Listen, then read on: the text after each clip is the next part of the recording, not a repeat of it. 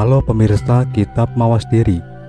Dalam video kali ini, saya akan membawakan sebuah pembahasan yang berjudul Wejangan Kanjeng Nabi Khidir kepada Sunan Kalijogo.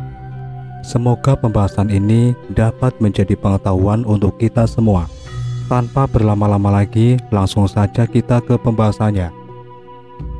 Di antara para wali yang lain, Kanjeng Sunan Kalijogo bisa dikatakan satu-satunya wali yang menggunakan pendekatan yang pas, yaitu budaya Jawa. Dia sadar tidak mungkin menggunakan budaya lain untuk menyampaikan ajaran Sangkan Paraneng Dumadi secara tepat.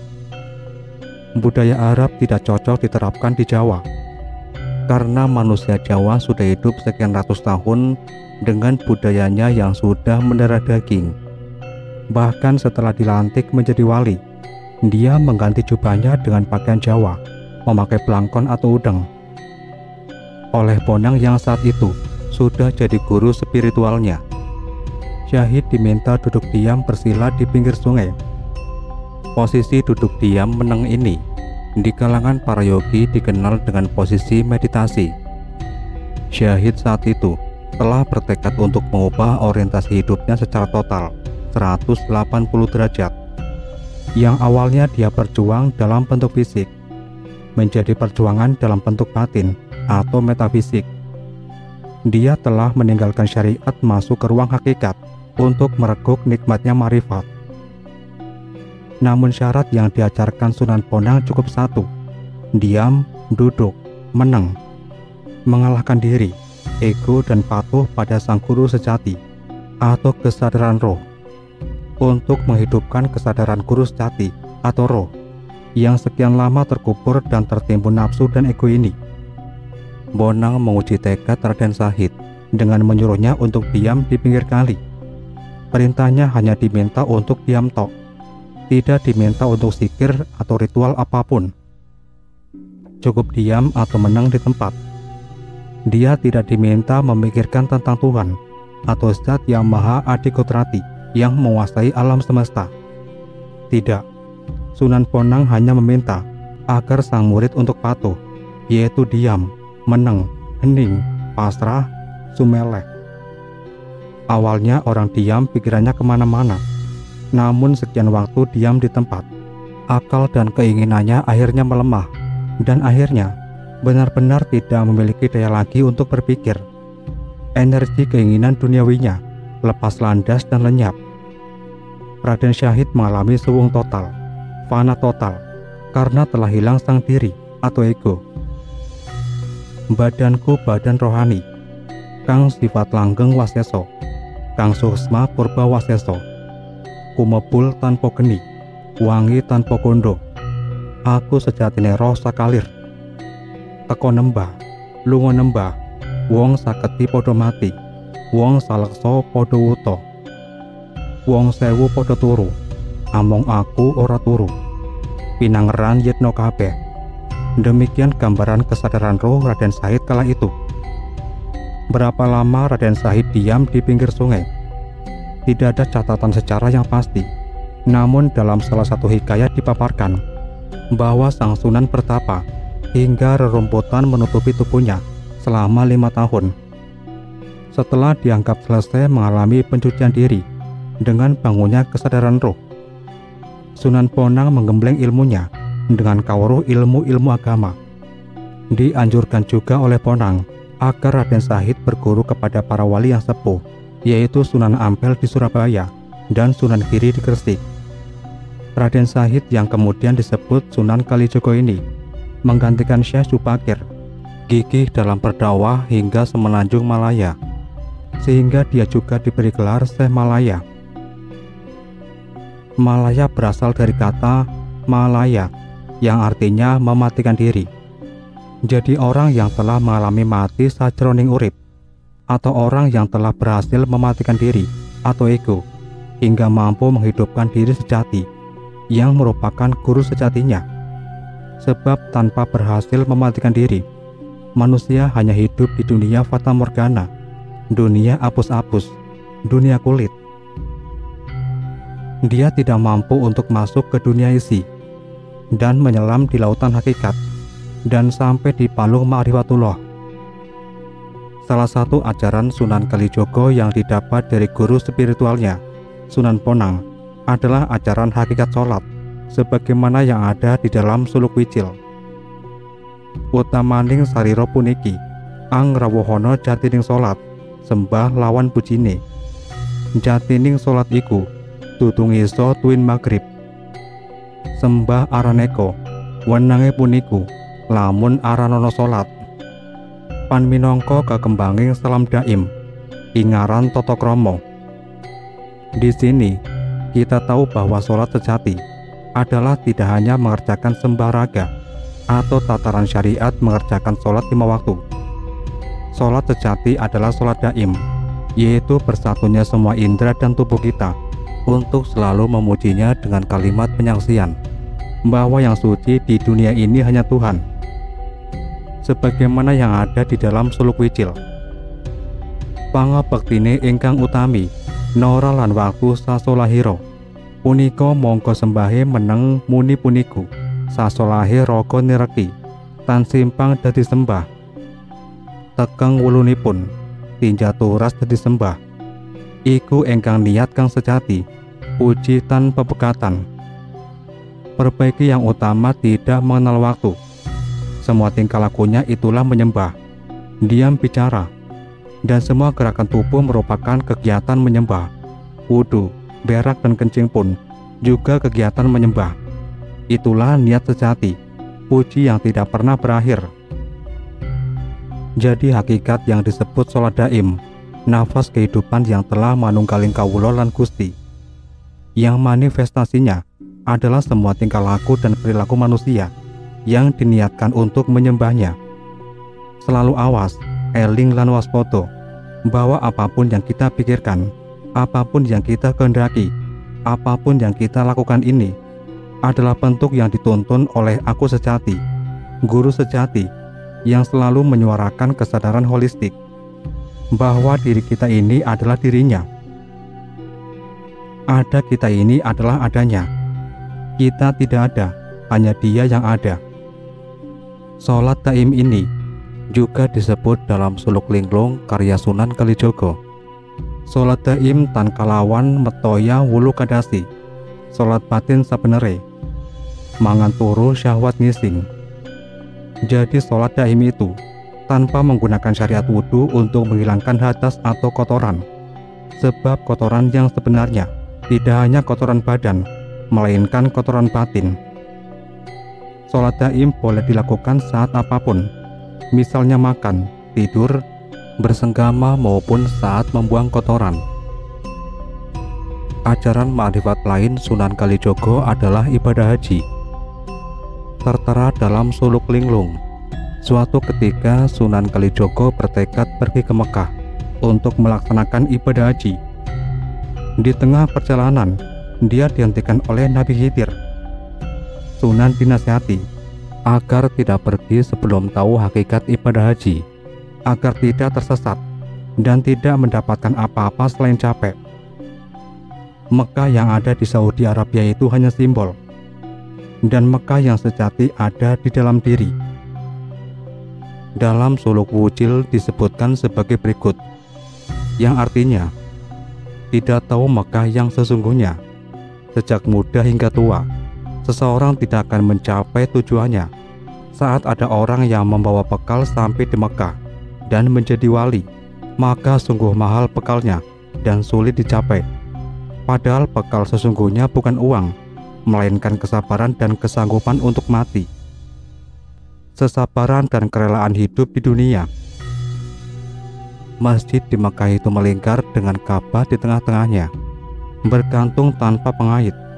Maka dilihat dari atas tampak langit di bawah, dilihat dari bawah tampak bumi di atas. Melihat yang barat terlihat timur, dan sebaliknya. Itu penglihatan yang terbalik. Maksudnya bahwa ibadah haji yang hakiki adalah bukanlah pergi ke Mekah saja, namun lebih mendalam dari penghayatan yang seperti itu. Ibadah yang sejati adalah pergi ke kiblat yang ada dalam diri sejati, yang tidak bisa terlaksana dengan bekal harta, benda, kedudukan, tahta apapun juga. Namun sebaliknya, harus meletakkan semua itu untuk kemudian menang, diam, dan mematikan seluruh ego, aku, dan berkeliling ke kiblatku sejati. Inilah Mekah yang metafisik dan batiniah. Memang pemahaman ini seperti terbalik, jagat walikan, sebab apa yang selama ini kita anggap sebagai kebenaran dan kebaikan masihlah pemahaman yang dangkal. Apa yang kita anggap terbaik, tertinggi seperti langit, dan paling berharga di dunia, ternyata tidak ada apa-apanya dan sangat rendah nilainya. Apa bekal akar sukses menempuh ibadah haji ma'rifat untuk menziarahi diri sejati? Bekalnya adalah kesabaran dan keikhlasan, sabar berjuang dan memiliki iman yang teguh dalam memilih jalan yang barangkali dianggap orang lain sebagai jalan yang sesat. Ibadah haji metafisik ini akan mengajarkan pada kita bahwa epicentrum atau pusat spiritual manusia adalah bertawaf, berkeliling di rumah Tuhan, berkeliling bahkan masuk ke aku sejati dengan kondisi yang paling suci dan bersimpuh di kakinya yang mulia. Tujuan haji terakhir adalah untuk mencapai insan kamil, yaitu manusia sempurna yang merupakan kaca penggalak kesempurnaannya.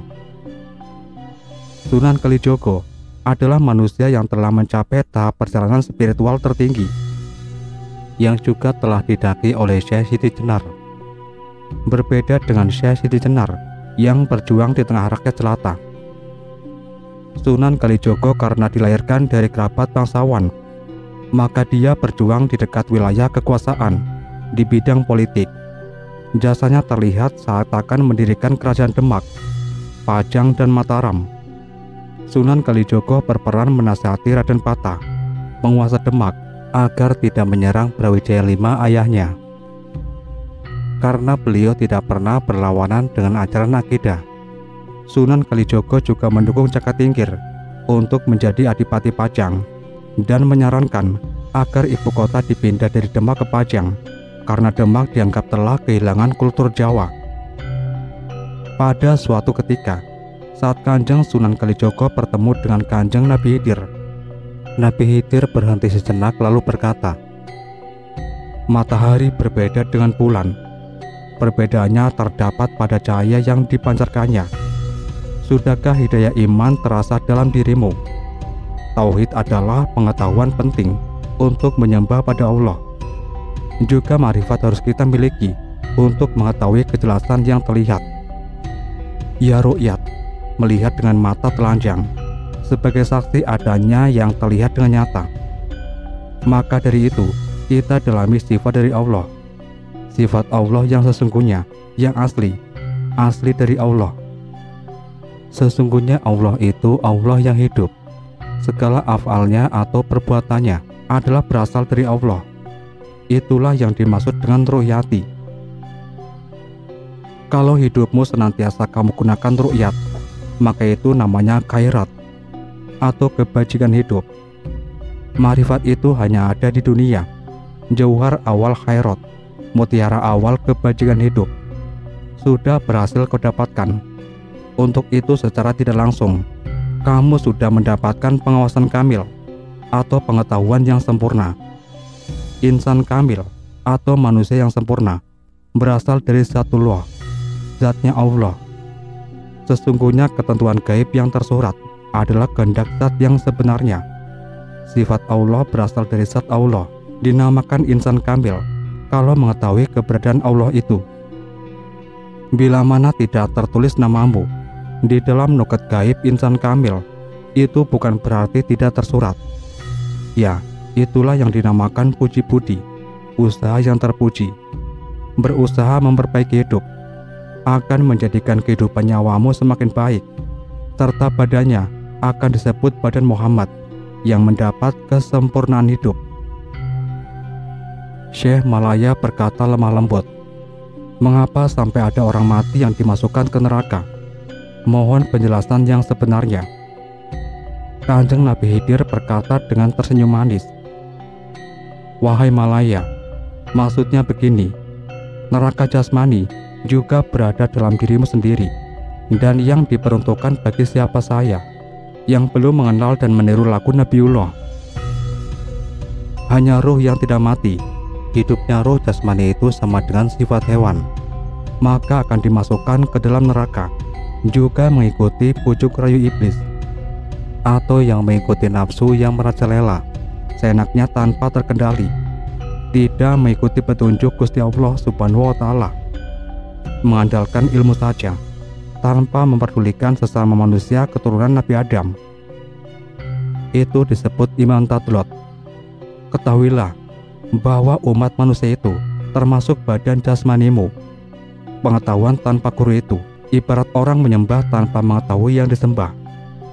Dapat menjadi kafir tanpa diketahui, karena yang disembah kayu dan batu. Tidak mengerti apa hukumnya, itulah kafir yang bakal masuk neraka jahanam. Adapun yang dimaksudkan ruh idhofi adalah sesuatu yang kelak tetap kekal sampai akhir nanti, yaitu hari kiamat, dan tetap berbentuk ruh yang berasal dari ruh Allah. Yang dimaksud dengan cahaya adalah yang memancar terang serta tidak berwarna, yang senantiasa menasihati hati penuh kewaspadaan, yang selalu mawas diri atau introspeksi mencari kekurangan diri sendiri, serta mempersiapkan akhir kematian nanti, merasa sebagai anak Adam yang harus mempertanggungjawabkan segala perbuatan. Ruh idhofi sudah ada sebelum tercipta.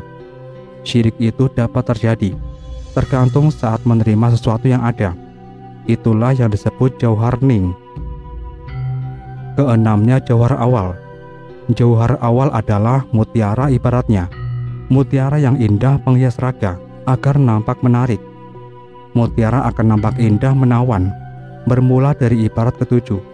Dikala mendengarkan sabda Allah, maka ruh idhofi akan menyesuaikan yang terdapat di dalam zat Allah yang mutlak. Ruh serba pasrah kepada zatullah, itulah yang dimaksudkan ruh idhofi. Jauhar awal itu pula yang menimbulkan sholat daim. Sholat daim tidak perlu menggunakan air wudhu. Untuk membersihkan hadas tidak disyaratkan. Itulah sholat batin yang sebenarnya. Diperbolehkan makan, tidur, syahwat maupun buang kotoran. Demikianlah tadi cara sholat daim. Perbuatan itu termasuk hal terpuji, yang sekaligus merupakan perwujudan syukur kepada Allah. Jauhar tadi bersatu padu menghilangkan sesuatu yang menutupi atau mempersulit mengetahui keberadaan Allah yang terpilih. Adanya itu menunjukkan adanya Allah yang mustahil kalau tidak berwujud sebelumnya. Kehidupan itu seperti latar dengan wayangnya, sedang wayang itu tidak tahu warna dirinya. Akibat junub sudah bersatu erat, tetap bersih badan jisimu. Adapun Muhammad badan Allah. Nama Muhammad tidak pernah bisa dengan nama Allah. Bukankah hidayah itu perlu diyakini? Sebagai pengganti Allah, dapat pula disebut utusan Allah. Nabi Muhammad juga termasuk badan mukmin atau orang beriman. Ruh mukmin identik pula dengan ruh idhofi. Ruh mukmin identik pula dengan ruh idhofi dalam keyakinanmu. Disebut iman maksum kalau sudah mendapat ketetapan sebagai panutan jati. Bukankah demikian itu pengetahuanmu? Kalau tidak hidup begitu, berarti itu sama dengan hewan yang tidak tahu adanya sesuatu di masa yang telah lewat. Kelak, karena kita tidak mengetahui keislaman, maka matinya tersesat, kufur serta kafir badannya. Namun bagi yang telah mendapatkan pelajaran ini, segala permasalahan dipahamilah lebih seksama, baru dikerjakan. Allah itu tidak berjumlah 3. Yang menjadi suri tauladan adalah Nabi Muhammad. Bukankah sebenarnya orang kufur itu mengingkari 4 masalah prinsip? Di antaranya bingung karena tiada pedoman manusia yang dapat diteladani. Kekafiran mendekatkan pada kufur kafir. Fakir dekat dengan kafir. Sebabnya karena kafir itu buta dan tuli, tidak mengerti tentang surga dan neraka. Fakir tidak akan mendekatkan pada Tuhan. Tidak mungkin terwujud pendekatan ini. Tidak menyembah dan memuji karena kekafirannya. Seperti itulah kalau fakir terhadap zatullah, dan sesungguhnya Gusti Allah mematikan kefakiran manusia. Kepastiannya ada di tangan Allah semata-mata. Adapun wujud Zatullah itu, tidak ada satu makhluk pun yang mengetahui kecuali Allah sendiri. Ruh idofi menimbulkan iman.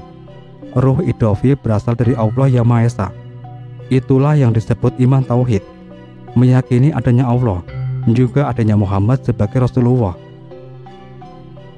Tauhid hidayah yang sudah ada padamu, menyatu dengan Tuhan yang terpilih, menyatu dengan Gusti Allah, baik di dunia maupun di akhirat. Dan kamu harus menyatu bahwa Gusti Allah itu ada dalam dirimu. Ruh idofi ada di dalam dirimu. Ma'rifat itu sebutannya. Hidupnya disebut syahadat, hidup tunggal dalam hidup. Sujud rukuk sebagai penghiasnya. Rukuk berarti dekat dengan Tuhan pilihan. Penderitaan yang selalu menyertai menjelang ajal tidak akan pernah terjadi padamu. Jangan takut menghadapi sakaratul maut. Jangan ikut-ikutan takut menjelang pertemuanmu dengan Allah. Perasaan takut itulah yang disebut dengan sekarat. Ruh idofi tidak akan mati. Hidup mati, mati hidup. Akuilah sedalam-dalamnya bahwa keberadaanmu itu terjadi karena Allah. Terjadi karena Allah itu hidup dan menghidupimu, dan menghidupi segala yang hidup. Sastra alif atau huruf alif harus dimintakan penjelasannya pada guru. Jabar cernya pun harus berani susah payah mendalaminya. Terlebih lagi pengetahuan tentang kafir dan syirik. Sesungguhnya semua itu tidak dapat dijelaskan dengan tepat maksud sesungguhnya. Orang yang menjelaskan syariat itu berarti sudah mendapat anugerah Gusti Allah sebagai sarana pengabdian hamba kepada Gusti Allah yang menjalankan sholat sesungguhnya raga. Raga yang sholat itu terdorong oleh adanya iman yang hidup pada diri orang yang menjalankannya. Seandainya nyawa tidak hidup, maka lam tamsyur, maka tidak akan menolong. Semua perbuatan yang dijalankan secara tersurat. Sholat itu adalah perbuatan dan kehendak orang yang menjalankan. Namun sebenarnya Allah lah yang berkehendak atas hambanya. Itu hakikat dari Tuhan penciptanya.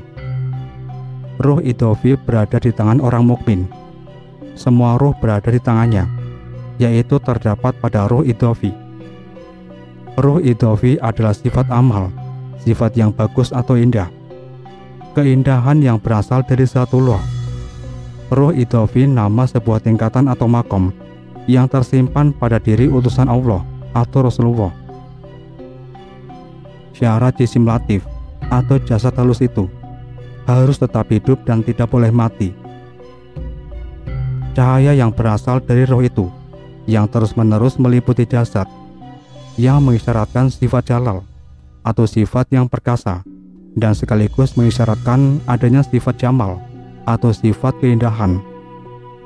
Jauhar awal mayit atau mutiara awal kematian itu memberi isyarat hilangnya diri ini.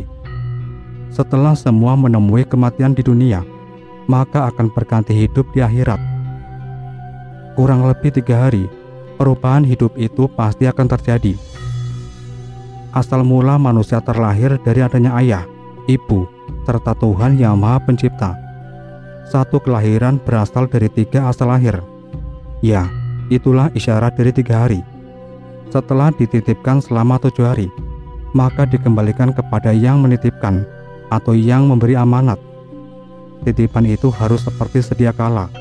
Bukankah tauhid itu sebagai sarana untuk ma'rifat? Titipan yang ke-30 hari itu juga termasuk juga titipan. Yang ada hanya kemiripan dengan yang 7 hari.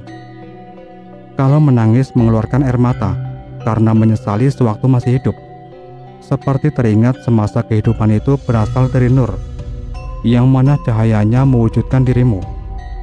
Hal itulah yang menimbulkan kesedihan dan penyesalan yang berkepanjangan. Tak terkecuali siapapun yang merasakan itu semua. Sebagaimana kamu mati, saya merasa kehilangan. Sampai di sini dulu pembahasan kita kali ini. Dan nantikan kelanjutan pembahasan ini di video berikutnya. Tetap di channel Kitab Mawas Diri.